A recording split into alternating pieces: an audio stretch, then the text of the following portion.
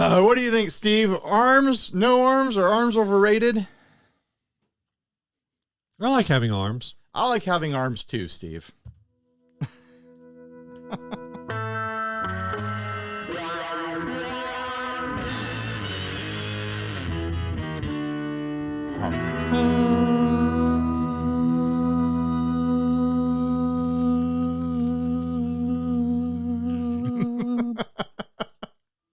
Good news, everyone. We got rid of our awful, terrible bar stool style chairs that we've been using on the show forever.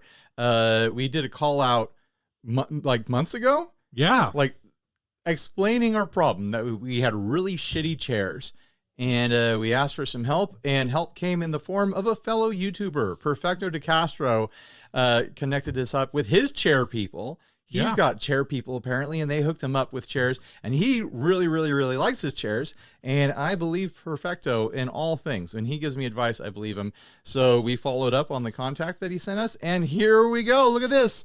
We've got Hinomi Chairs. I forget the model, but I'll have a link down in the description for you guys to check out. These are nice chairs. Way, way nicer than the old stools. I actually shot the old stools out of the airlock, kind of in the direction of the sun, but it's like gravity the way they're right. You didn't do the calculations. I don't think they're going to make it to the sun, but they weren't even good enough for the fusion reactor. I couldn't get them to fit. That makes sense. Yeah, it's like I could have disassembled them, but I was like, I'm not in the mood for the fusion reactor. It's a furnace, Steve. Fusion furnace. The fusion reactor. furnace. Yeah, because you put stuff in it. I just kind of jettisoned them out into space, and hopefully that's not a problem long term for other people millions of years from now. They're going to find these chairs in space, and boy, it's going to be a mystery. I mean, I should have signed them. Only if they go to a planetoid that doesn't have an atmosphere. Otherwise, they will burn up on reentry, presumably. What if one of those chairs bumps into God? Is that Star Trek's episode? It's one of them. It's one of the Part treks. 6 or whatever. Yeah, it's. I think it was also the first one. In the first one, there was a satellite. Wasn't it V'ger? V'ger is the first one. Yeah. I don't think V'ger is.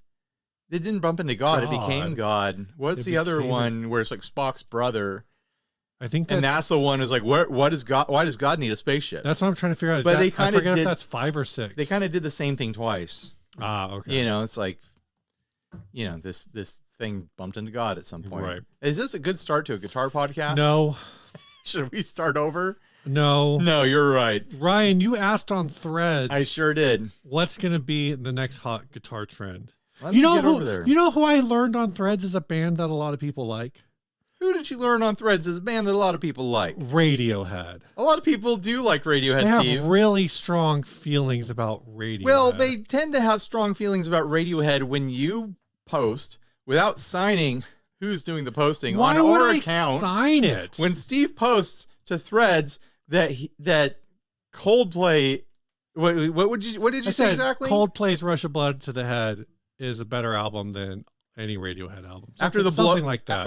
This is as close as we've ever gotten to being canceled. After the blowback, do you still stand by that? I just thought it was a funny thought. And I didn't see anyone laughing. So here it is. Coldplay's Rush of Blood to the Head is better than every Radiohead album. I think Radiohead fans are soft. You think they're soft? And you think Coldplay fans are tough? I don't think Coldplay fans are anything because I don't even know if Coldplay has fans. They clearly have fans and they love cheating on their spouses. Yeah. But man, Radiohead fans got so mad. There was no criteria set. What if the criteria was Coldplay makes better albums that are terrible to listen to? They don't know. I still think it's a pretty credible statement in terms of listenability, in terms of like being pop rock albums. I think it's I don't know. I mean, I don't listen to every Radiohead album over and over again. Why not? Because are you saying, because I think these people do though. well, then what do you listen to? That's the only music. Yeah, apparently. I think we all learned a valuable lesson about Coldplay and Radiohead and the people that love them. Yeah, people get real mad when you tell them that their favorite band isn't your favorite band. So anyways, I asked Threads something reasonable instead of just barking some nonsense into the void like a thing Steve you've did. never done. I know. Ever. What's going to be the next hot guitar trend? I didn't even put a date on it. I didn't even say 2026 or whatever, or in the next decade. I just like left it open-ended. Tracy Guns said amplifiers on stage. It's fun to have Tracy in our comment section. Yeah. He's become a regular on Threads with us. Amplifiers on stage. I like that. I like the romance of that. I hope that is the thing. I hope people, not because I don't have any feelings against modeling or floorboards or anything like that or running direct. I think that's amazing technology. But I think for just the pleasure factor of the player, I'd love to see people going back to some amps, get some big amps on stage, commit. I think that's really my take on the modelers versus amps thing. Commit to your sound. Unless that's not practical for your band. But if your band is built around, a group of pirates, a group of roving rascals that are touring and traveling the land, lock in a sound. Be the band that's using 2 deluxe reverbs, or be the band that's all about the oranges. Be the band that has the Vox sound. Lock in, commit to an amplifier, develop a relationship with it. Break your back a little bit. But also modeling stuff is cool too, and I don't have any problem with it. I still think that, I don't know. I've had people say that this isn't the case and that I don't go to enough shows or whatever. But I actually think I've only seen, I guess, 2 bands out of the last like 10 bands I've seen. I think only 2 of the bands were using modelers on stage. Right. I can't think back 10 bands, but I did just see 4 bands play. 3 of which I can remember the names of. How many of them were using modelers? I don't think any of them. Yeah. I think it was all amps on stage. But to be fair, maybe this doesn't matter.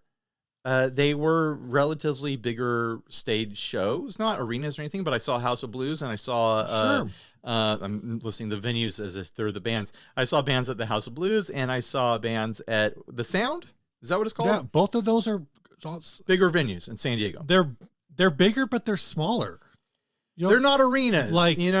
After going to the Sound, I saw the size difference in between the Sound and House of Blues, and House of Blues is decidedly smaller. Yeah, I think House of Blues in San Diego is I want to say a 600 cap, maybe 1,000 cap. I bet it's 1,000. I think the Sound is 15 or 8. I think it's about double the size of House of Blues. I don't think the size of the venue actually matters. I don't think it does either. I think my perception is with modeling stuff is that the metalheads are really into it. Like the gain has been modeled really, really well. And there's all sorts of things that the metalheads are liking to do to cook their sound anyways, to really, really just make a recipe out of it with like noise gates and stuff like that. And all sorts of fancy EQs and switching in between cabs and mics and things like that. Like I think there's a lot of fun recipe cookbooky stuff to do in that neighborhood. Right. Also like cover bands, tribute acts, bands that need to cover a lot of sounds quickly. I think it makes sense. But like I saw the Hives, every single song, same guitar tone. Why would it be any different? Sure. You don't need a modeler if you're a touring band. Yeah, I think he was using twins or deluxes or something like that. I can't remember. That's the vague impression in my mind. I saw Snooper open for them. They had amps on stage. I forget which ones. Oh, there was something interesting about it that I wanted to tell you, and I can't remember what it is now. But they were using amps on stage. Then I saw the Dandy Warhols. Cool. They were using vintage amps on stage. They had all sorts of cool stuff. Right. And I can't remember the band that opened for them. There is this like psychedelic 90s Brit pop act. Shoot, I'll have to look up their name and I'll flash them up here. Are they like a band that people would know? Yeah, they had a couple hits in the 90s. Bet it could be looked up very quickly. Yeah, we're not going to do it right now though.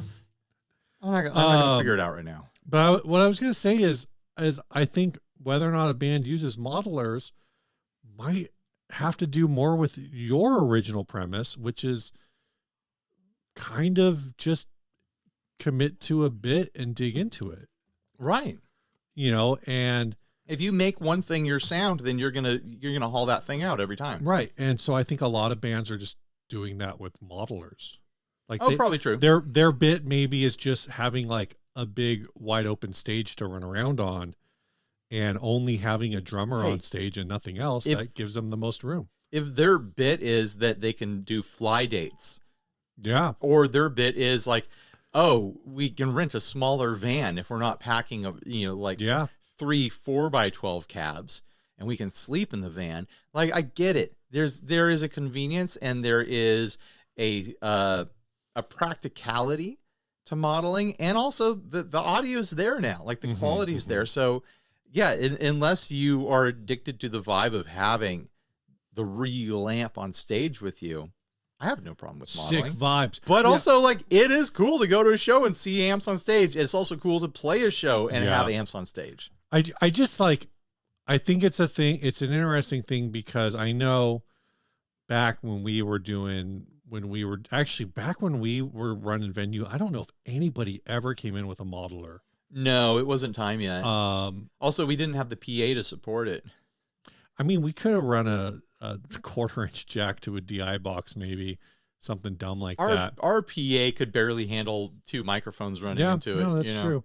But I think to that, it's like, yeah, a lot of the bands are doing it now, and that you hear about doing it. It's just about weight relief.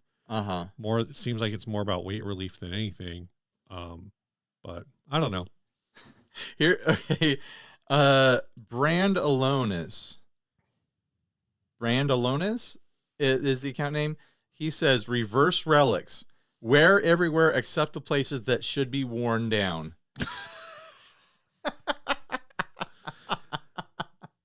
So everywhere but where the arm rests, everywhere but where the pick interacts. Those places are left. I don't know. That could actually look kind of cool, honestly. And then you've got like the slick finished area for your arm to interact with, but the rest is relic. The rest is, it's almost like, in a way, if you did a oil finish, like just like a tongue oil or like a wax, like you've got that one guitar that's a wax finish. Yeah. I bet if you played that enough, it would start to almost have that thing going on where the parts that interacted with you the most would start to really buff out. Yeah, I'd have to enjoy that guitar more to do that. I mean, I wasn't gonna push it in that direction, but I've actually been thinking about maybe doing a giveaway with that one. I was gonna say, like, that would be a really fun Patreon thing. Let's not shove the mic straight up your nose. That's where yours. I was putting mine in the same position yours was. Mine was pointed at my mouth. Yours is like. I don't know, man. I was hearing you sniff. That's how every episode we've ever recorded sounds.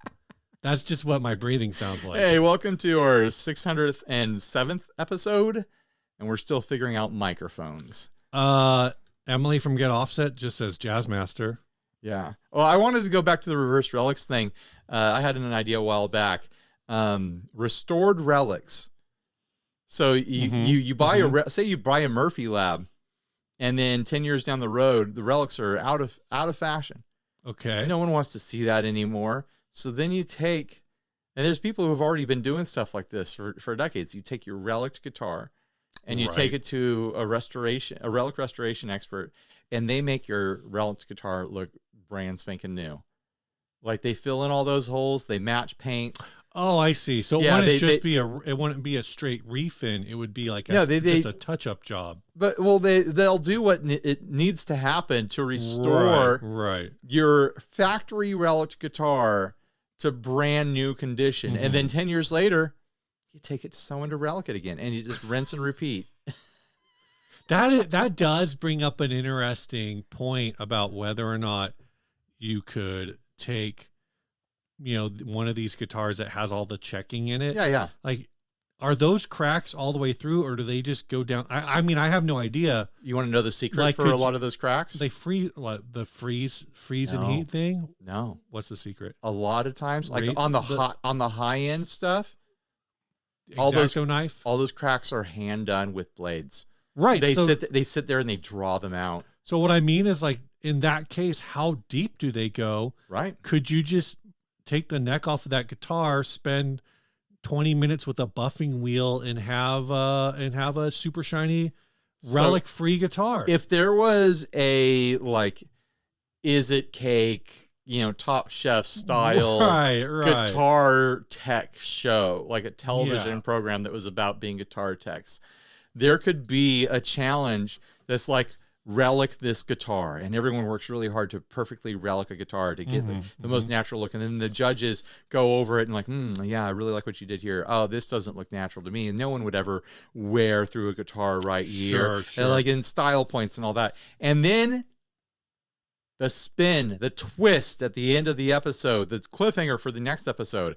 Next time on the Great British Guitar Teching Show, you're going to take your relic guitars and you're going to restore them to brand new factory condition. And they're all going to have to do swapsies. Right. And they're going to have to see who's the best tech at taking a relic guitar all the way back to cherry factory perfection. I was just thinking you were going to go the Is It Cake route, but everything would be like, here's a Murphy Lab Les Paul. But is it cake? And here's a 1960 Burst. Which one's the real one, kind of a thing. Like you get experts to come in and see if they can spot the relic without looking at the serial number. Spot the relic. Yeah. Can you tell the difference between relic or real? Yeah. I think that would be, I think that feels like a fretboard summit. Jason, you can have that idea. Yeah. Steal it. Yeah, Go ahead and take it. Steal that idea. It's not stealing if we offered it on a silver platter. Get all those guitar builder boys in there, and then bring in a few vintage so much models. Fun. We'll talk about it later, but I went on this big trip with Fender to that Lake Michigan tour that I talked about last week. And at Chicago Music Exchange, I got to go in the vault, and they put in my hands a couple different guitars that were extremely valuable. Right. The one that was most notable to me, which will be insulting to some people when they find out what the other one was, the one that was notable to me was a 1960 Stratocaster that must have been like a closet classic. It was so cherry, and I was like, "Are these all original parts?" They're like, "Yep, all original parts from." And I was like, "They didn't swap parts on it?" Like, nope, this is it. And there was some wear on it, but it was like, I can't believe how little rust and crust there is on the jack plate. I can't believe how clean the bridge is and things like that. I think the rusty guitar thing, that's very much, from what I've heard, a coastal thing, a West Coast. Like, I don't want it. Maybe East Coast has it too. Sure. But definitely, they don't have the salt. They don't have the salty air. But they they salt the streets and stuff. Yeah, but that doesn't. Your guitar's not on the street. Get in your house. But we have the salty air in the ocean air down. Like I picked on the surface of San Diego. I picked up that Ibanez down in OB, and that thing looks like it was just the hardware looks like it was living in the ocean. But it's like, anyway, if you put that on a stand next to a relic, I would love to see if an expert could pick out which one was real and which one was a fake. Yeah, no, absolutely. That would be super duper fun. You know what I bet they would do is I bet they'd look at the plastics. You know what? I bet if I went back out to CME and did more long form content out there, I bet we could arrange something like that. Yeah. Like get them to put out a relic from the custom shop next to a true like closet classic vintage. You know where else I bet they could do that if we ever went out again, if we ever got the invite? Be super obvious. Make it part of Guitar Fest at Sweetwater. Oh yeah, Guitar Fest, or we could also I bet if we went to Norm's or something like that. Like there's probably a bunch of places where we could do something in that vein. I think it'd be fun. That's a great idea. It's fun content to be able to have that side by side and get them to match, and then see who can figure it out. Yeah. All right, let's see if we can find another thing to talk about. Here's a new hot trend. I don't think it's going to take off. I don't think this one's going to stick. Practicing. No way. Absolutely not. Are you kidding me? Yeah. Angry Blue Planet says, I just found out goth cumbia is a thing. We listened to about 10 seconds of goth cumbia, and I'm not surprised it's a thing at all. No, me either. Like, so apparently cumbia is a variation of Mexican music. It's Latin America. I'm not sure. It's Latin American. I don't know what its country of origin is, but it's definitely popular in Mexico. Mexican culture.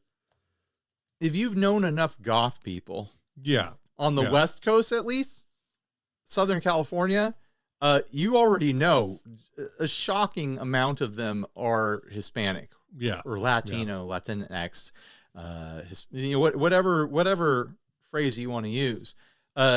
It's hard baked into them genetically. They love it. Like they like it's a thing that Mexican grandmas love the Smiths. Like which like isn't exactly goth, but adjacent. That does like put you in that whole Robert Smith versus Morrissey. Right, like that was your choice. No, goths definitely listen to the Smiths. Sure. Like I think a lot of people have confusing. They have their wires crossed on what goth even is. Yeah. But goth music, the Smiths are definitely adjacent. I would think of like. Yeah, I would say that the Smiths are adjacent. The Cure, obvious. The Cure is goth. Love and Rockets. Yeah, that's goth. Stuff like that. Yeah. And so this melding, one of the clips we watched, again, for about 10 seconds, was basically sounded like traditional, like Mexican music with like a slow chorus pedal on it. Right. To make it sound like it was, in the style of the Cure. So it was cool. No, it's a no-brainer, and I'm going to go search them out and listen to some, obviously. Bob Herndon says tuning in D standard instead of E. I've never tuned in D standard. So you always tune in D unstandard? I always tune in E. I've got this Jag right here tuned in E flat right now. Because I was having fun with that the other day, and I haven't gone back. It feels nice on it. Big Jake Music mentioned that he did that, and I was like, well, I want to try it. Okay. And I might not go back, honestly. I have to imagine that I haven't done it in a very long time, but does putting a Jazzmaster in like E flat, or maybe even if you dropped all the way to D, does it give it more of a Jag feel? Possibly, because it's going to make the strings a little. They're going to be looser. They're going to be heavier, a little sounding, more reminiscent of a 24-inch scale. A bit more of like a heavier chug. Also, like, we don't really give keys enough credit. Like not drop D, but E flat is a very 90s sound. And when you're playing in that tuning, everything kind of, because you're moving your keys around a little bit, like the voicing of everything sounds more correct for that era. There's something that changes musically. I pulled up I was like just messing around playing guitar, and I pulled up a Third Eye Blind song the other day. Of course. And I don't even know what tuning it was in. Oh, they do some weird tunings. It was like, F sharp A, and then some, and so it's a thing where I'm like, is this, I was trying to figure out if I was supposed to like be using a capo and then drop, like, is this, and then drop tuning only certain strings. It was super weird. I stared at it for about 12 seconds, and then I was like, I'm over it. Which song was it? One of their big ones, right? Iris? I think it was Losing a Whole Year. You're thinking of Goo Goo Dolls. I'm thinking of Goo Goo Dolls. Iris is the one that's tuned B, D, D, D, D, D. Yeah, that's the one I was thinking of, because it is super weird tuning. But there's a lot of that going on in the 90s. Or is it D, B, B, B, B? I forget. It's something like that. But it's like 5 strings, and they're all the same. Yeah, one string is different. Yeah. And you basically play it with like the whole song with one finger. Brand Consolidation asks, Class V Full Roaming Vapor is the account. Brand Consolidation and others going defunct.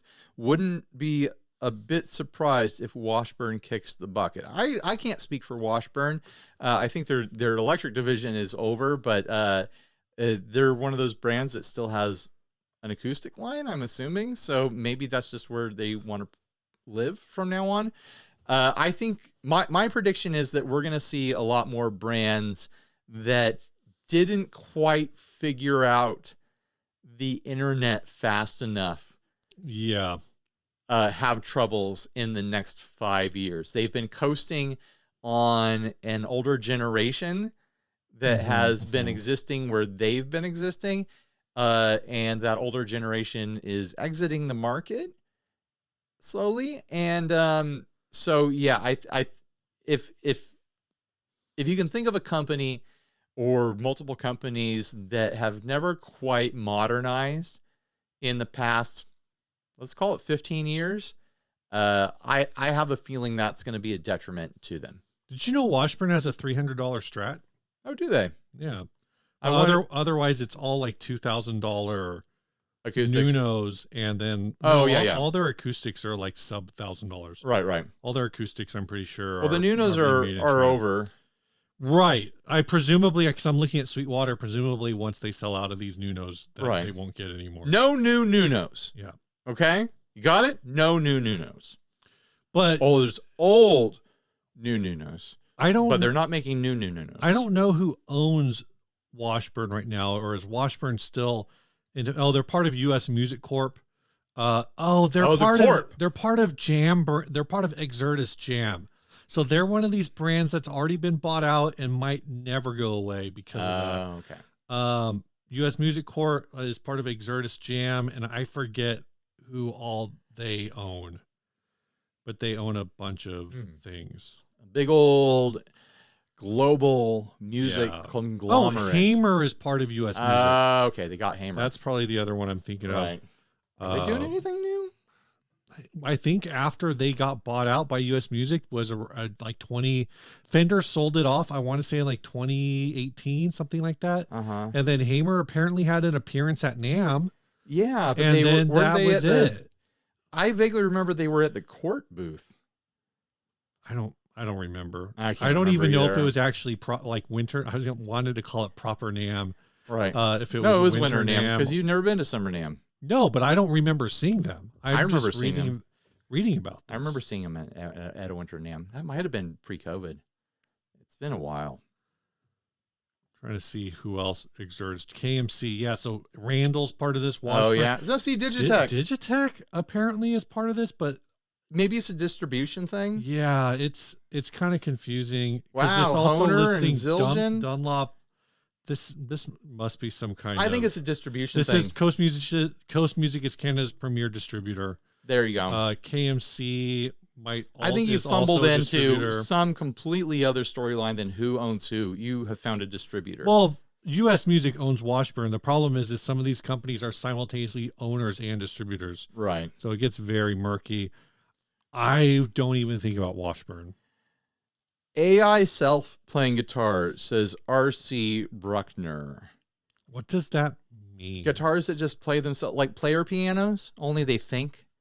Like, can I form a band by buying a set of AI instruments that are in the room with me and play through real amps, like a real AI drum kit? And I go, okay, count it in, boys. And then they count it in and they start playing something. And I just get to jam along with an AI band. Like, I kind of don't hate that. Is that what he's asking? When people think of AI music, they're thinking of someone prompting a computer to spit out some music. I want AI powered musical instruments to operate as band friends that can just hang out with me and be cool robots. AI self-playing guitars. Yeah. So instead of pressing the string down to the fret rises up to the string. Dink.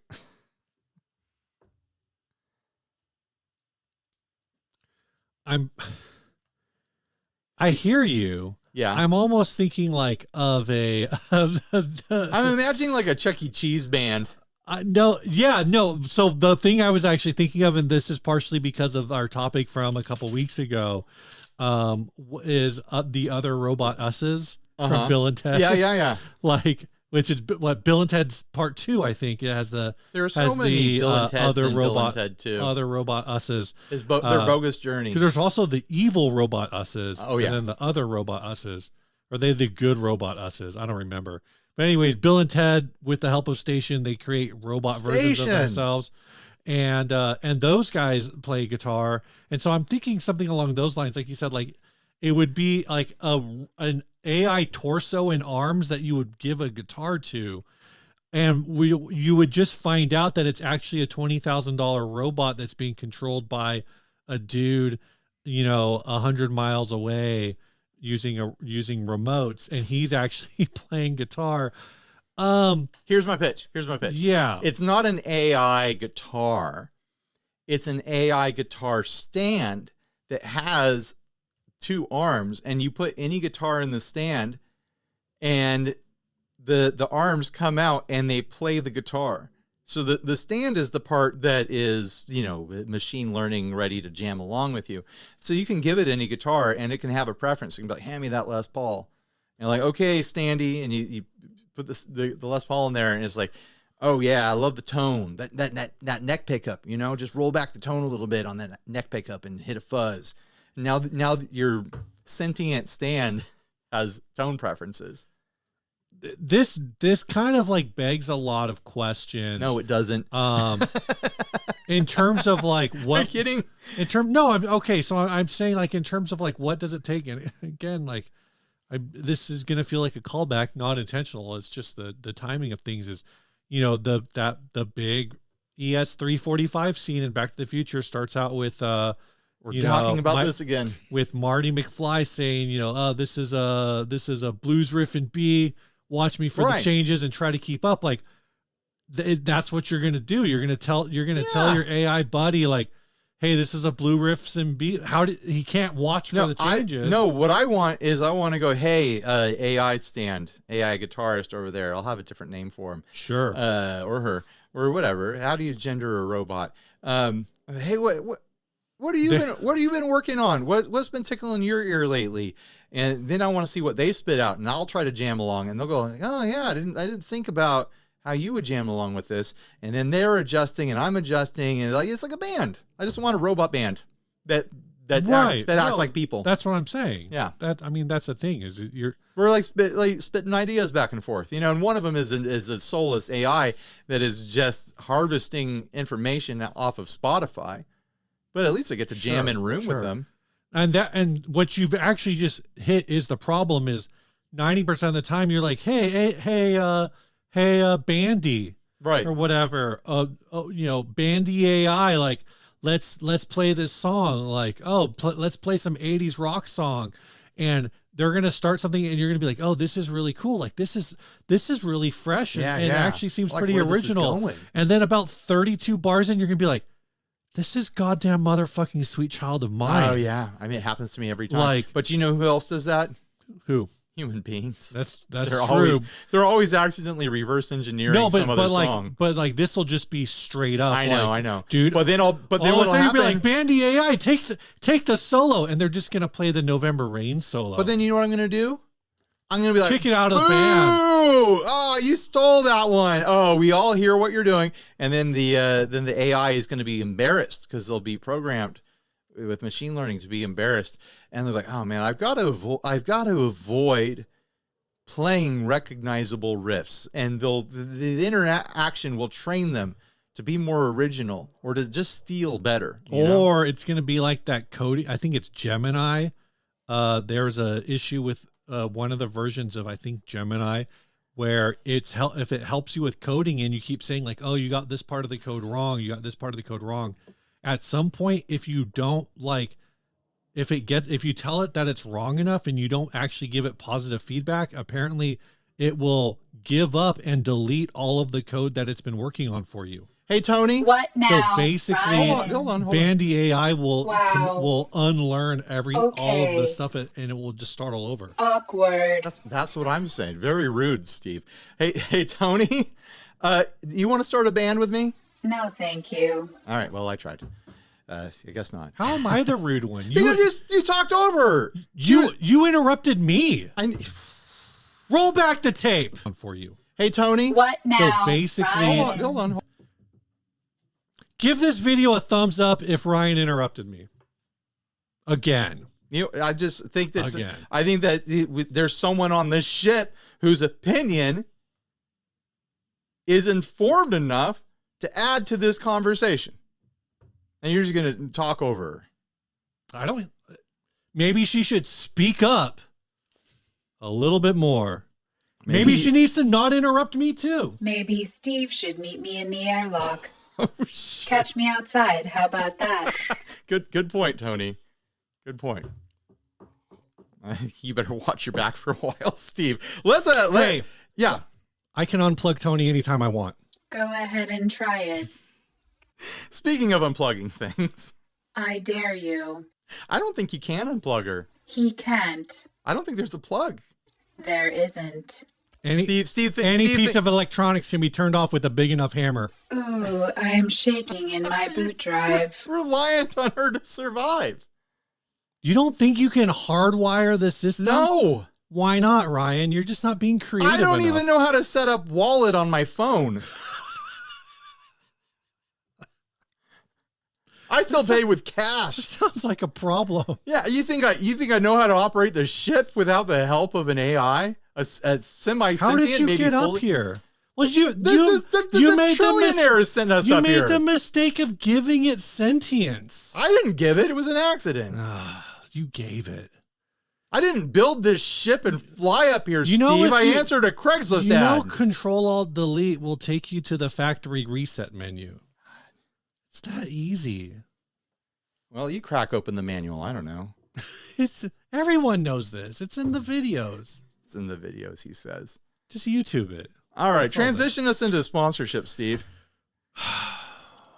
If you want a guitar pedal that's more complicated than a spaceship, but definitely a lot more fun, head on over to chasebliss.com, where for, your viewing pleasure, you can check out all of their pedals, and a lot of them have a lot of fun noise-making things. I still think that there's a new Chase Bliss pedal coming. I don't have a reason to think this. You know what? Just in my gut. I'm going to go contrarian. There's no way. There's no way. I don't believe there will ever be a new Chase Bliss pedal. Well, whether or not you believe, you probably want to know when they announce things. And if you want to know that, you want to get on that mailing list. So head on over to chasebliss.com, get on their mailing list, and be on the lookout for cool deals and new things. Sometimes you just get a nice little, like, Joel's a really good writer. Yeah. And sometimes he just writes things that he's thinking about and he sends them out on Who the knows? mailbox. Maybe he'll write you a birthday card. Yeah. That's Probably not. Probably not going to Probably happen. Probably not going to happen. Yeah. Yeah. This episode is also brought to you by reverb.com. That's true. Reverb.com is one of my favorite places to go and just look around. Yeah, it's just look. See what's up there. You remember when you used to go on the internet before social media and you'd go to websites? Yeah. And you just kind of look around? Reverb.com is one of those websites. You want to, like, experience some internet nostalgia and be somewhere on the internet that isn't social media, and there's things to look at that are cool and different and exciting, things that you might actually want to purchase someday. Reverb.com is a great place to experience some internet nostalgia. Is that a good pitch? I don't know. It feels like we need a little bit more old-fashioned internet in our lives lately. I do think that there's, like, every time I go on Reverb, if I'm just browsing, I see things I've never seen before. It's a great place for discovery. I have certain brands that are rarer that I keep a watch list on. So when I go on the page, like right to the page, it tells me if there's any new listings for those, things like that. So there's a lot of ways to use it. I definitely recommend it. You should go check it out. How can you not recommend it? Like, there's not a lot of other games in town when it comes to reverb.com. Like that, it is the default, right? That's true. That's true. It is. Ryan, this ad was sent by Tyler Sanders. It is a Les Jag. Now, I pulled this ad 2 weeks ago, and I couldn't tell you what the deal was, but let's take a look at it. Yeah, I'm looking at the picture, and I don't know why it's a Les Jag, but it's a 2015 Fender Jag. Oh, I remember why. It's heavily modified, upgraded. It's $1,100 in Long Beach. This guitar is a long story. It started as a 2015 Classic Player Jag Special HH OTW that an unknown builder converted to a Kurt Cobain signature model. There's a pickup swap, bridge, control plate, selector switch, and knobs. Also switch. I traded it in June 2024 for hopes that I could make it a unique and fantastic sounding guitar. Currently has Gibson P90s, which needed very minor modifications to the body, and the pick guard was routed to fit them in. Normal Jag control layout has been ditched for a Les Paul style layout instead. Now that I'm zooming in, I am seeing that is why. Top control plate was drilled in to fit mini Burns 500K pots, volume and tone that controls the neck pickup. Bottom control plate was fitted with Fender 500K pots for bridge pickup, and the pickup selector is a 3-way switch as per Kurt Cobain upgrade. Bridge is a Goto Adjustomatic in black chrome. Top strap button has been moved to the backside for better stability. A bunch of other words that probably don't matter because they did not make it into the screenshot. Sure. Ryan. Oh, well, is this later on? There's the rest of the words.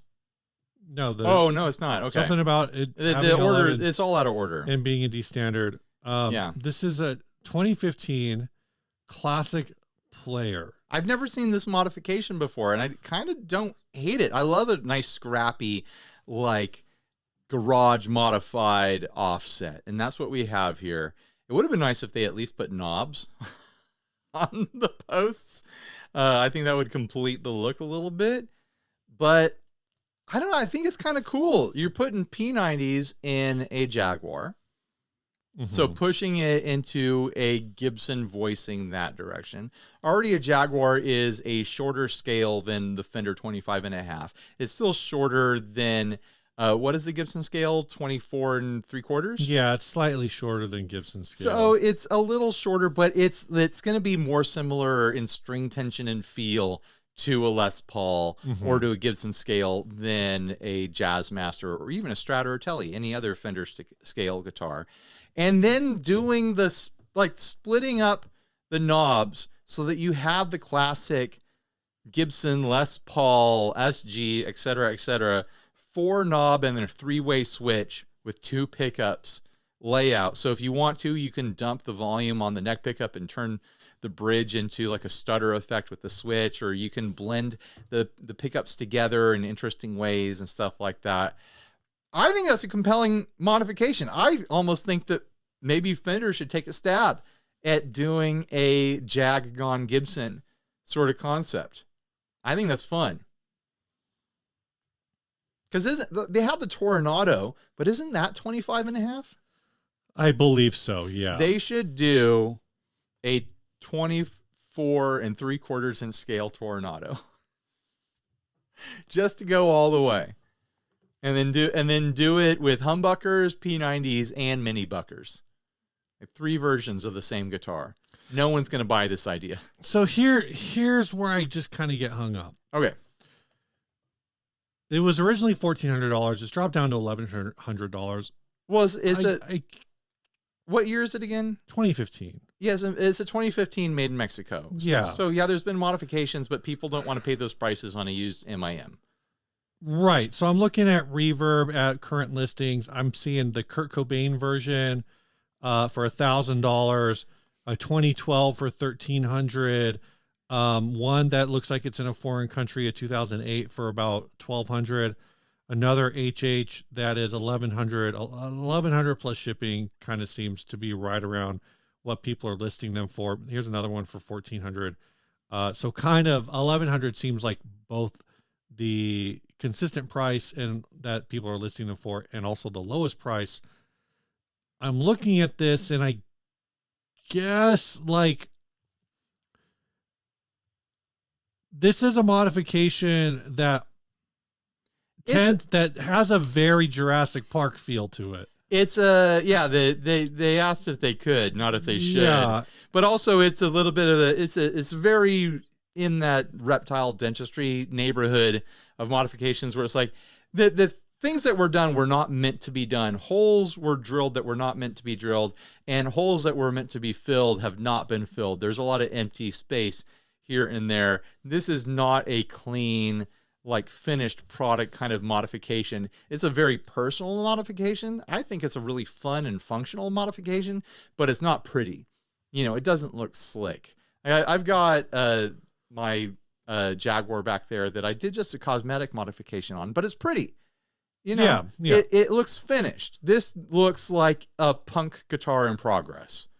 And so it's cool. Yeah. It's a cool concept, but you lose some value in that because it doesn't look like a factory product.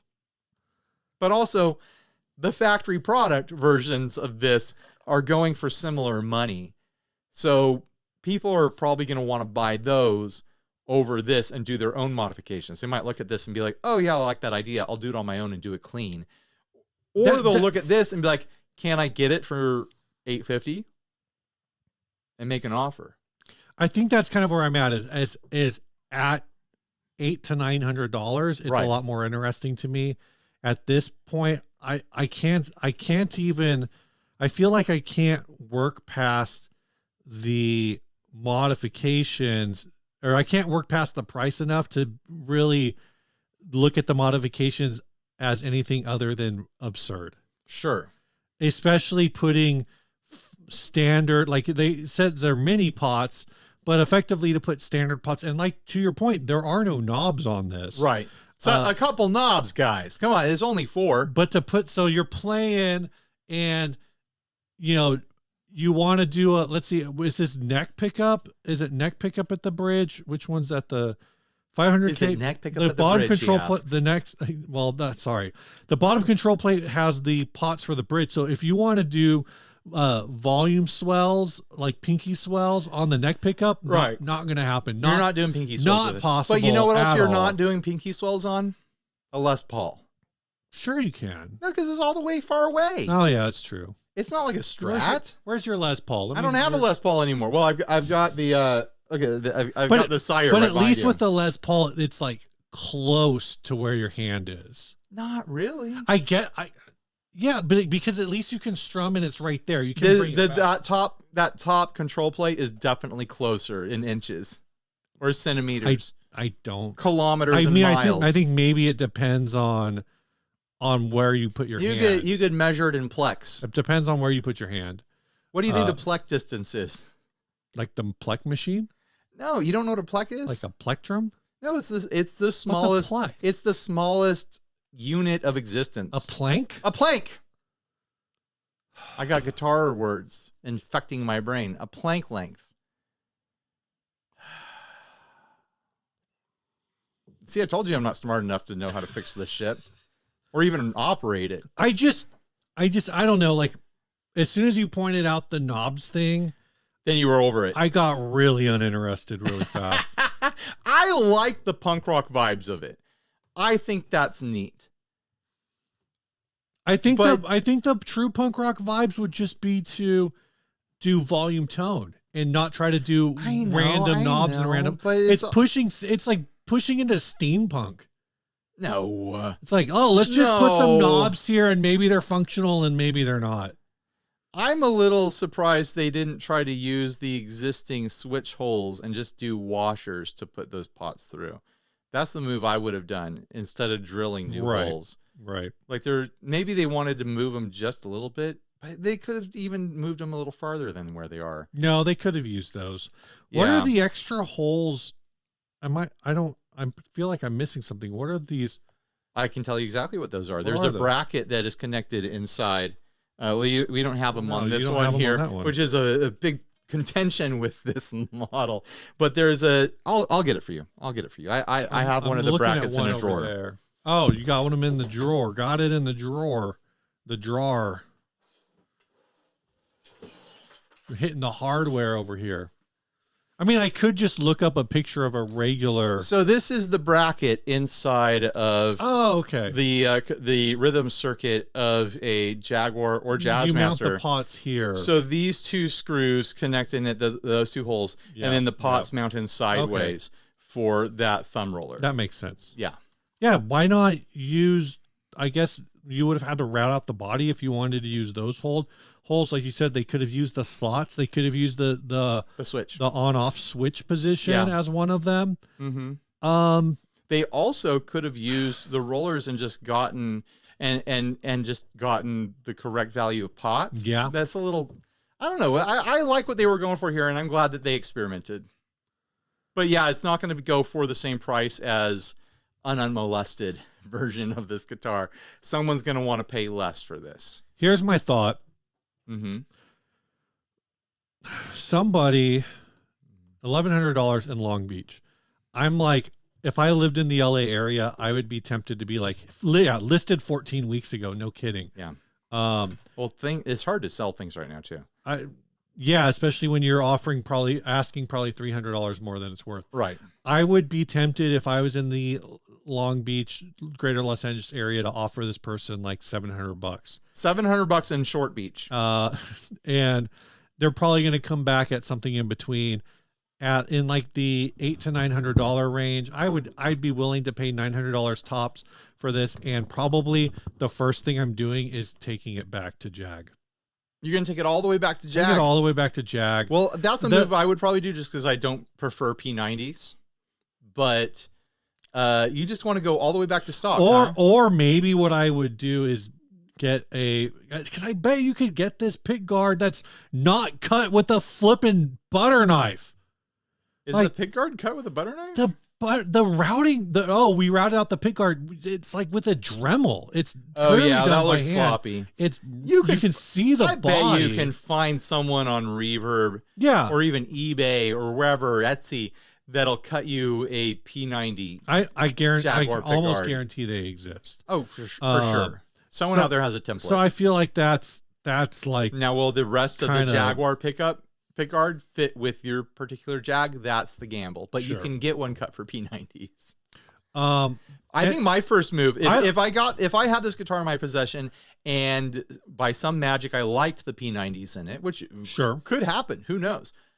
I would swap those covers for cream covers. Match the guitar body. Yeah, that'd be cool. Like brighten it up a little bit and then throw some white knobs on it or some cream knobs.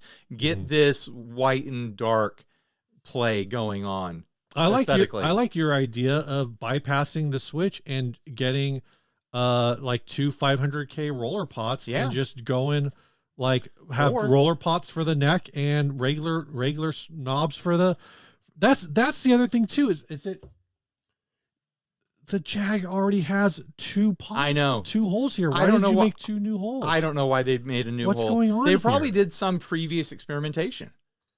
You were seeing vestigial holes here. Yeah. There was other things happening with this guitar before this happened with it. Steve is studying the room looking for all my Jags. I don't have a traditional Jag. No, this third hole, that's the one that doesn't exist. I know. That's a new hole. I'm so confused. They drilled a hole right there and left it for something else. Maybe they had a switch there, or maybe a third pot at some point. Maybe they were like, okay, they added 3 pots, and they're like, I really want 4 pots. And then they moved up to the upper horn and got rid of the rhythm circuit. The other thing you could do is, I guess if you don't want to have knobs, or maybe you have mini knobs, is put all 4 pots on like a jazz bass and then move the input somewhere else. Yeah, there you go. Like drill a hole in the side. Do like a Strat Jack on the back. Yeah. Strat Jack on the back. Or that's just do like an electro socket on the edge. That would actually be really easy too. I'm all hung up on wires here. You've already got the route right here. Just open up a route back here and have the Strat Jack on the back that just kind of pokes in right there, kind of like a hair metal shredder guitar where they have them on the back sometimes. Yeah, like that PRS thing. Yeah, the one with the secret motor in it. The Chleo. Yeah. Cleo? Cleo? I never tried to say the word out loud before. Ryan, yes, this Steve. is a horrifically long episode. I know. We're only 1 ad in. I thought that we were cooking when I ended the topic. But we just kept going, I guess. Apparently, we've talked about this stupid Jag for 14 minutes. Holy moly! But here's why stop now? Let's just keep going. If you are listening to this, and you want to help support the making of this absurdity, you can over at patreon.com/60cyclehomecast, like these folks have at the $1 level. These are the last group of $1 level people you will ever hear about. That the trillionaires pushed us. Yep. And they said you can't do the $1 level anymore. Space fuel is too expensive. So these will be the last $1 level Patreons. Congratulations. Welcome to the crew. Yeah. D. Fisher, Chris French, Evan S., Corey Hunt, and Sam Hood. At the new $3 level, we've got... it's new. It's got that new level smell. Yeah, we've got Michael Walling, High Desert 75, and Asher Young. And at the $5 level, we've got Ben Novak. And at the $10 level, Joe Lavelle. So thanks, everyone, for joining and contributing to the show. Yeah. Making this happen. At the $3 level, might as well. We should have just ditched that and just been like, we got 2 levels now, $5 and $10. We could do that. It just seems like it's so close to 5. What do you guys think? We could do that. What do you guys? Or maybe we should. This tariffs. I blame tariffs for this. The transportation of rocket fuel up to space and stuff like that. Just like it's like it affects us all. Maybe everything should get bumped up $2. I don't know. It doesn't matter. It's all made up numbers anyways. You can really just patronize us without paying anything. Just sign up for the free level. Actually, I was very impressed. I looked at our Patreon the other day, and there was something like 1,400 people are there without paying. They're not paying anything. They're there on our own advice. Like, hey, if you like getting notifications when we launch stuff, join the Patreon without paying anything, which is a great way to get notifications from us. So this is like 1,400 people are doing just that, and you can be one of them. Yeah. This next ad was sent by Matt Marnavali. This, I assume, is Matt Carnavali's brother. Oh yeah, I mangled that. About this listing, this is a used 1998 Gibson Les Paul Standard double cut with Virgil Arlo 1959 pickups, custom paint job, and coffin case. Finally, a spooky guitar just in time for Halloween. That was a week ago. That was last week. According to the owner, this guitar's name is Eddie. It has a custom paint job about 20 years back. Has some dents, dings, and finish checking. Longer than last week. But it is in very good condition overall with no major damage. Even has custom wound red strings. This guitar is badass. It's got a badass. Has had several modifications. Tone-specific Virgil Arlo 1959 pickups which sound fantastic. Kluson locking tuners, tone pearls, tailpiece, central lab capacitor, lightweight at 6 pounds, blah, blah, blah, blah, coffin case. I got to see a price on this because I don't have that here. $31.49, $350 price drop. And it has been on Reverb for 2 months. That is gaudy. 25 watchers. Oh, it is, county fair airbrushed, but it's good airbrushing. Should we call that county fair brushed? County fair brushed. I like that. Or it's more like kind of like Orange County choppers airbrushed, I guess, with this style of kind of like silky, smoky flame that is on it. Apparently Matt Hoops needs this guitar because it's got 1981 air sprayed into the back of it. Which is my birth year. Oh, so you need this guitar. This isn't my birth year guitar, but it does have my birth year airbrushed onto it. But I think this is a good example, like an exceptional example of this style of art. This style of airbrushing is not my personal style, but I can definitely look at it and appreciate the skill that goes into making this look as good as it looks for the people who like this look. Like that's not your everyday airbrusher. Someone with real experience did this. It does follow the art rule. It does. It also good on you for that. It's like they did a really good job of the skulls. These are good skulls. The flames, there's all sorts of tricks for getting that sort of flame. Typically, there's a bunch of stencils used, and you kind of like combine them together to make your flow happen. The music notes, really fun. I think there's a fun balance in between spooky and playful here that I appreciate. Like I said earlier, it's just not my style. Like I would never want this for myself, but I can appreciate the artwork here. What do we think about the price, though? A Gibson Les Paul Standard for $3,100, as I think was the price. It has aftermarket pickups, but you know that's a side grade, not necessarily. These an are upgrade. $1,000 pickups. Holy hell! So I'm gonna go out on a limb and say A set or each? a set. Okay, all right. But I'm still $500 gonna each. go out on a ledge here and say Maybe there's a little bit of an probably upgrade. not exactly a side grade on this one. Right, but also you've got to subtract the value of the original Which was pickups. probably $50 bucks? $100 or something. 50 bucks a pickup. But also like upgrades, they don't travel and resale very well. Like just because the person who did that upgrade wanted that upgrade doesn't mean that it's valuable to the next person. So they're going to lose some value on that, but still that's going to carry more weight than just, I put a different set of Gibson pickups in there. Yeah. So someone out there is going to care about that, but clearly this thing's been up for 2 months and it has not sold It yet. was 2 months. I didn't look at that. Yeah, it's been up for 2 months. So there's a Gibson Les Paul Standard DC Cherry 2002 with a absolutely look at that flame top, man. It's flamey. Like, that is gorgeous. It's flamey. It is $1,900. Right. With free shipping. Yeah. Um, So you're not gonna pump up, what is that, an extra $1,200? yeah. To get one that's got the carnival flame on there. Now- What do you call it? The county fairbrush? The County Fairbrush. Yeah. There's some other ones, it looks like 1900's the low. We're looking at highs, 2,500, somewhere around there. So breaking $3,000, I think, is definitely a bit of a stretch. This has watchers. It has 25 watchers on it, but no offers yet.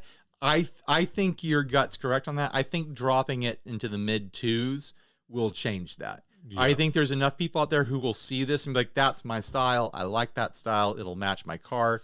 It'll match my bowling shirt, and it will match my wallet chain. And they just happen to have $2,500 in their wallet that's connected to that wallet chain, and they're ready to go. They want to spend money on this thing. Yeah. It might even that's the color of strings that they buy. They like the red colored strings for their guitars. I'm seeing single pickups from this brand. I'm seeing sets for like $675. Yeah. I've seen single pickups for like $300-400. If there does seem to be like people trying to at least sell these. So people have bought them in the past. So I'm guessing the same kind of people who are into what's that throwbacks and things like that might also know about Virgil Arlo. I don't. I can't imagine spending that kind of money on humbuckers. I've just never played through a humbucker. I was like, wow, this is like an incredible sounding humbucker. It's got so much personality. Ryan, All humbuckers kind of just sound the same to Ryan, me. in your opinion, do all PAF pickups basically sound the same? Yeah, they sound the same as every other humbucker too. Yeah. They're mid pushed.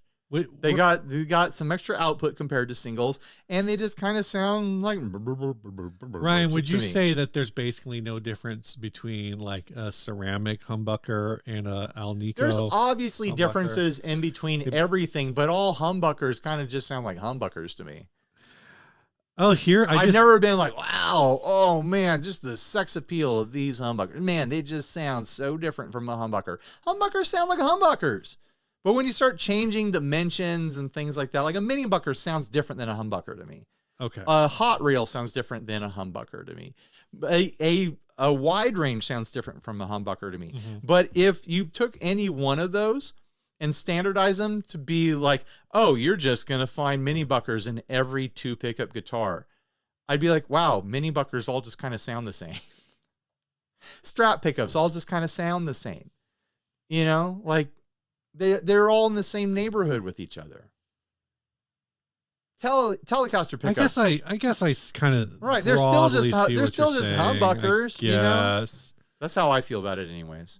Every now and then I'm proven wrong, but most of the time I'm proven right on that. I guess the exception proves the rule. I think some of the upsale in price here is obviously these hardware swaps if I was this guy, they are definitely trying to upsell on the Right. strength of this paint job. I would, if I was this guy, I would take those pickups out and I would save them for myself if I thought they were special, or I would flip those separately, put the original pickups back in this and sell it for $2,500. Yeah. Yeah. And I think this would go just with the art for $2,500. Someone out there wants this. Your pool of possible consumers is a lot smaller, but they're going to, the couple people that want it are going to be very enthusiastic. I think there's going to be people who are looking for Les Paul double cuts who will see this at $3,000 versus, again, everything else is under $2,500. Right. And they're just going to dismiss it outright. They're not going to think hard about it. But at $2,500, yeah, they're gonna think about it a little bit. It'll be the top end of what they're seeing for this model. Yeah. But it'll be the only one with this art, where at above $3,000, it's like, no, I'm not in that territory for this model. I'm shopping this particular model, which lies in a certain price point. You know, it's not like it's a custom shop or something like that. Someone else painted it. Is it a custom shop? I don't think so. No, it's a custom paint shop. It's a custom paint job. It's aftermarket. Yeah. You know. Yeah. So it is what it is. Like I'm sure that paint job has a lot of value to it. I'm sure it costs a lot of money to hire the person that you hired to put it on there, but you don't really get to charge for that. It's personal touches. Yeah. Yeah. Ryan, you ready to do what's new? You want to do what's new? You're gonna do what's new? Should I talk about my big old trip? Let's talk about your trip. I don't want to talk about all of it because it would take another hour to cover everything. Like I info dumped probably should have just been the topic on my wife, everything that happened on the trip when I got home, and it took a long time. You should have recorded it. Oh my gosh, that would have made things so much easier. Just me and my wife in bed and me just like dumping every thought in my head for a good hour. That would have been perfect Patreon content. Yeah, everyone would have loved it. They would have paid to see that. It's just all in the dark. I didn't say film it. I said record it. Hear my wife falling in and out of sleep. That's nice, honey. That's like the Tone Jerks Nam episode. Right. So we had an amazing time. Took along my buddy Adam, our buddy Adam. He was our drummer in our band 20 years ago. He's also the guy that I work with when I go and do commercial video. He's the one who hires me when he needs a production assistant or an animator or something like that, or he just wants someone to do other camera work on a shoot or something like that. And we started his production company together around the same time that Steve and I started the podcast here. And then he went further into doing commercial video. I ended up finding demo videos, and we went our separate ways. For the most part, every now and then we collaborate on things. Right. But this was a really fun moment where we got to come full circle and reconnect our original kind of creative energies and work in a space that isn't like biomeds or like solar cars or things like that, product shots. Like we got to play in a musical space with fun products, with fun people, where we actually had like a lot of creative freedom, probably too much creative freedom. There were Fender reps along for the ride with us going on the trip just to watch what was happening because we were kind of prototyping this series. It seems like Fender was very, very happy with what they saw us doing and they want to do it again with us. But I think they're looking at it as something that they want to see other creators do in the future. So they were watching to see how we work and how that could translate to other YouTubers, I'm sure. But yeah, we went balls out. Like we brought an energy that I don't think they were fully expecting. The examples that they sent because what they did is they sent us to Firehouse Music in Grand Rapids, Michigan. And then we flew from there to Chicago, where the very next day we filmed at Chicago Music Exchange. And then we drove from Chicago that same day to Milwaukee, where the next morning we filmed at Cream City Music. And then that same day we flew home. It was 3 days, 3 cities, 3 guitar stores. It was like 5 hours of work and 4 hours of travel every single day. And it was just an absolute blast, and I can't wait to show everyone the footage. We like, Are you going to get, so I know you're making, this is all designed to be short form for that, yes. for Fender. So what Fender pitched, like the examples that they sent was like someone going into a clothing store and be like, hey, I'm here at this clothing store. Let's go pick a fit. Right. And then they show off the store like, wow, it's really cool in here. And then they show like the clothes that they put on. So it was like kind of simple, like Sure. bing, bang, boom. What Adam and I cooked up, because we're bonkers and we try to cram as much as we can in everything that we do. Sure. So intro, hey, I'm at blah, blah, blah. I'm going to go try to find my favorite Fender guitar. Then I go in and we do like a quick, like grab like a cool tidbit of information about the shop from a shop person there, whether they're running it or they're an employee or whatever. And then we're showing me trying out 3 different Fender guitars and introducing them and showing that I'm plugging into 3 different Fender amps. And then at the end of it, oh, and also there was a gag at some point in every single video, some sort of humorous thing that we did. We called it the gladiator shot. And you'll see what I'm talking about when you see this eventually. And then there's another section in there. Like there's so many parts to each one of these shorts, a 90-second short. And then it's like me holding up my favorite one. And this is my favorite one. And here's a couple reasons why. And we're cramming all this into like a short. And it is just manic. It is just bam, bam, bam, bam, bam. It's like 8-10-second videos is the reality of it. And then, because we got 9 deliverables. That's 9 individual videos out of this trip from 3 locations. How many were you supposed to have? 3. Okay. So you're supposed to make 1 short per location. Right. And you made 3 shorts per location. Right. And the second short is going to be they're going to put ad spend behind these giveaway boxes. Oh, neat. So we're like, let's not incorporate that in the main short because you want to have those go out to the whole world. Sure. Because we're trying to help you promote these shops that the custom shop works tightly with. That's kind of the core premise here. And you want that to be evergreen and to be able to fit like a whole audience. So we ended up upselling them and pitching them like, let's shoot an extra short that you guys can put ad spend behind just in the region. So you can be like, hey, if you're in Chicago, come by CME and mention blah, blah, blah, blah, blah, blah, blah, keywords, knock on the door 3 times or whatever, secret code, and there will be a gift box for you, a mystery box, and it's full of all sorts of stuff. Oh, cool. How many of those are there? 10 in each store. Got it. So you wait till you see them to get the actual information to go, because they don't have them yet. When the thing launches is when they'll have them if you're in those areas. And then a third deliverable at each location. We're like, if we're at these places, let's shoot a long form for this channel for 60 Cycle Hum. That was going to be one of my questions is, did you shoot anything that will be published on 60 Cycle Hum? Yes. We shot an hour and a half of content for this channel, but it'll be 3 separate videos they're basically shop tours. Oh, okay. But I was going to say you shot an hour and a half of video, which means you got about 12 minutes of content.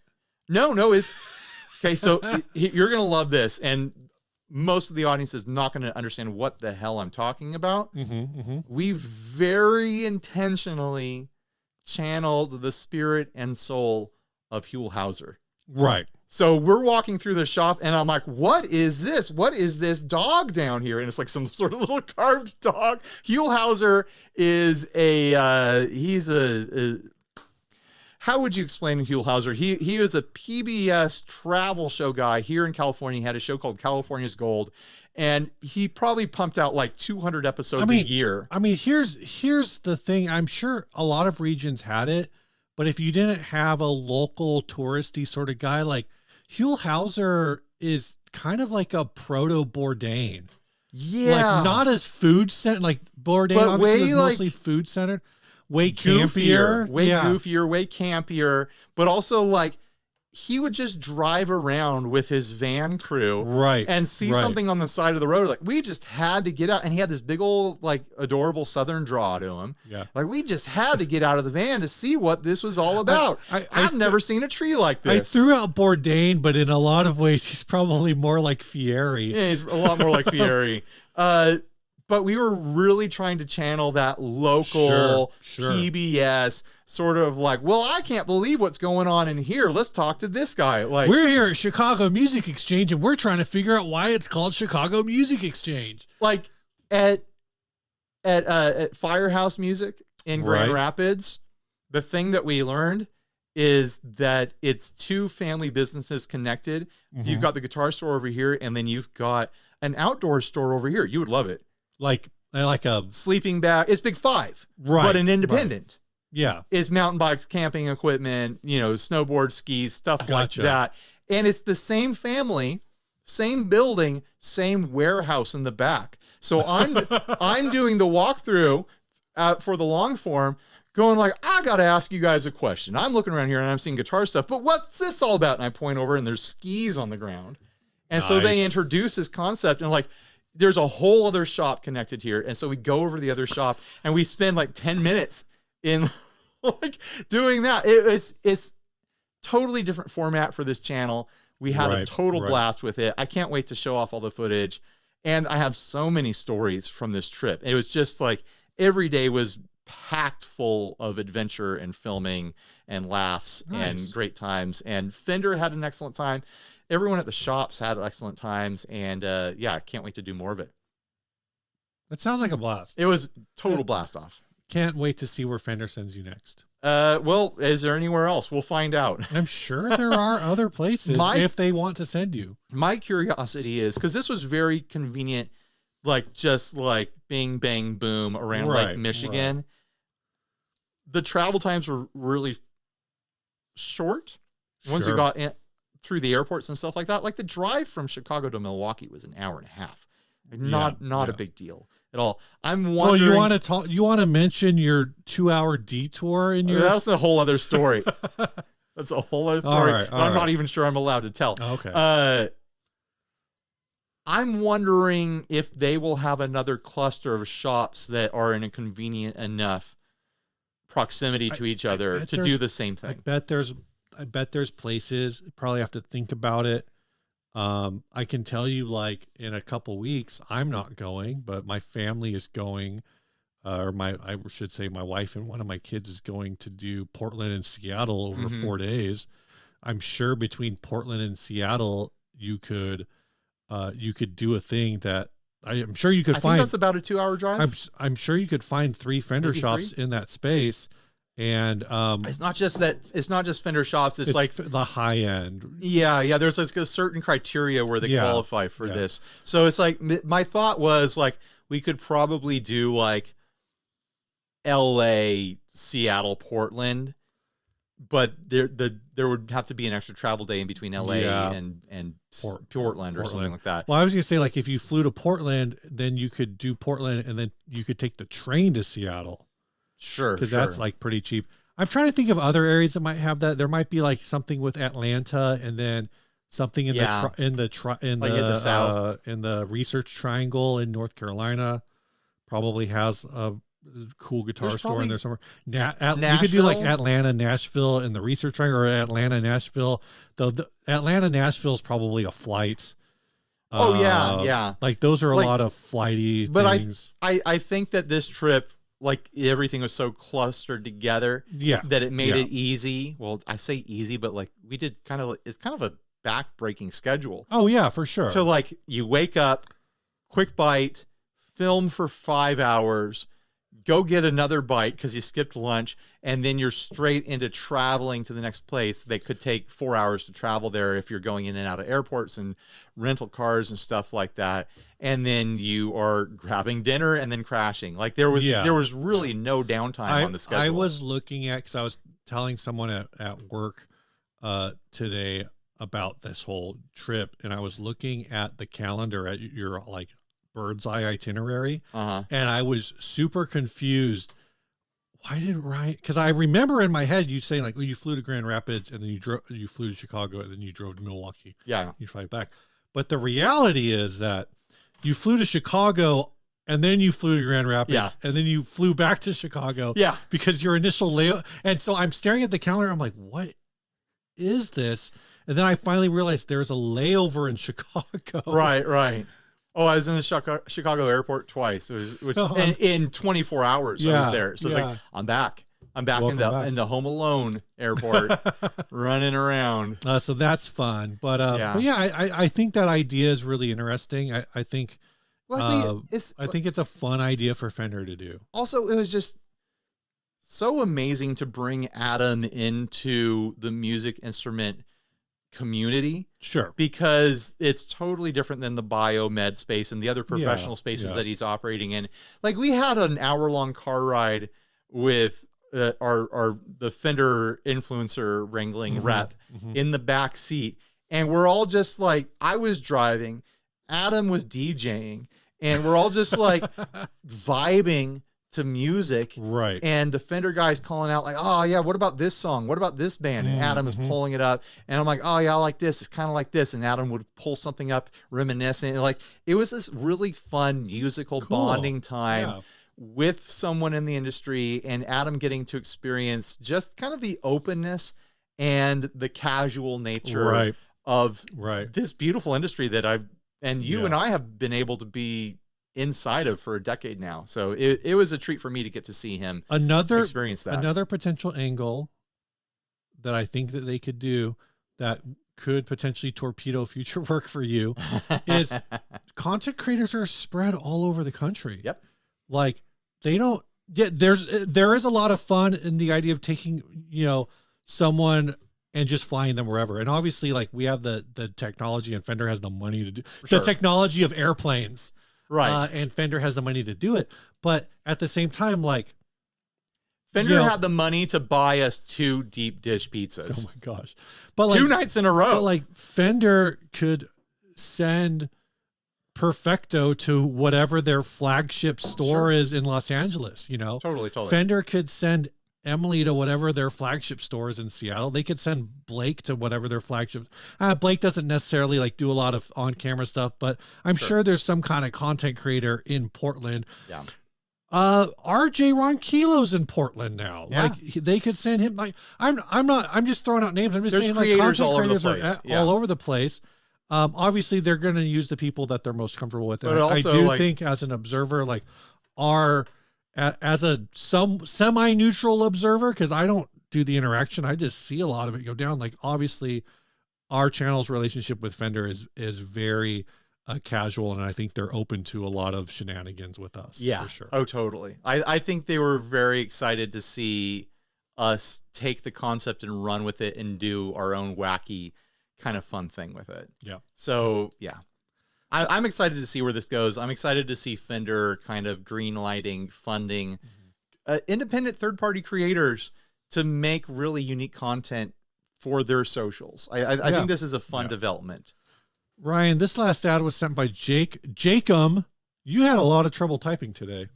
Dude, I was just like not even looking. Jacob McDougall. This is a Luna refurbished vintage guitar. It's a vintage Japanese guitar with handmade pickup guard and upholstered back. Selector switch has 2 dead channels. I forgot about this thing. I grabbed this 3 weeks ago. This is in Birmingham, Alabama. Ryan, I got a question for you. What the hell? I know. I've got a question for you. What the fuck? It's like, what? I cannot find a rhyme or reason for any of this. Like, if they picked one thing that they did and leaned into it, I would be like, oh, well, here's the theme. No, like, this is a nightmare.